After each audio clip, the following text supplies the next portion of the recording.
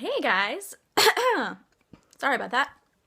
Today, I'm going to talk about Gilmore Girls, A Year in the Life. I know that it came out, a week or so ago, but last week I had to do a review of Fantastic Beasts for my mom's magazine, so I had to put it off until this weekend.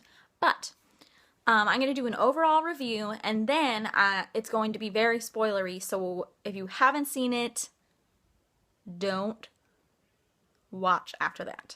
I mean, if you don't care, fine, but if you care about spoilers, don't. Okay, so this is a non-spoiler part. It was a mix of things. I mean, there were parts where I was disappointed, parts where I was really excited, and overall it felt really good to be back in Stars Hollow. I posted on Facebook and things like that saying it's like catching up with old friends who you haven't seen in a very long time and you missed a lot. You know that feeling when you are catching up with an old friend, that you were so close to in high school, and you run into them and you catch up for hours over coffee. That's what it felt like. And I was emotional and the whole time. I was watching with my mom, and every time we would be like the whole time. It was just so great, and I can't even. And the acting was great, especially Lauren Graham. Seriously, she needs an Emmy for that. Now, it's going to be spoilery, so stop if you haven't watched it, or, if you care about spoilers. Alright, so, Winter. That was a great episode. I am very angry about the Logan thing, to be honest, because as much as I I thought that their relationship really grew and I started to really like them together in the original series, his character regressed.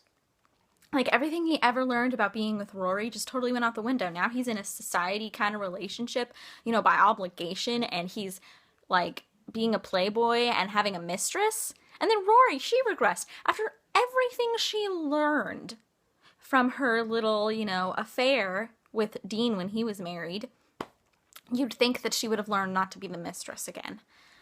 But, whatever. And then, I was going to talk about each episode individually, but I honestly can't. They're all mixed together in the things that I care about, so I'm not going to do that.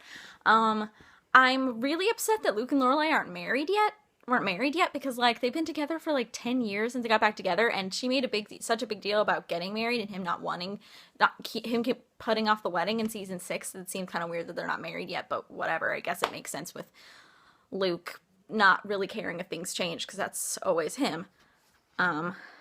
Anyways, that was a little bit strange, but whatever. It is weird that they still seem to have the same problems, but I guess if they never really talked about them, that makes sense. I loved Kirk and his whole Uber thing, still with his many, many jobs and all the weird stuff. And another film by Kirk that was such a great throwback to season 2 with this other film, and I'm just so happy about it. And Petals, number one character of the revival, of course, is Petals. The musical was the worst thing in the world. I love Sutton Foster, and I was really happy for her to be in it, but did it have to be so long? It was painfully long. And the body shaming and the pool part was really weird.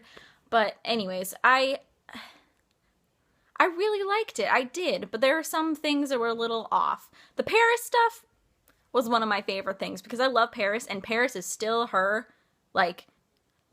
always her, no matter what. No matter she's going through a divorce with Doyle, which, let me say, that made me really sad, because I love them together, and I think he's perfect for her, and the only person that can completely deal with her insaneness.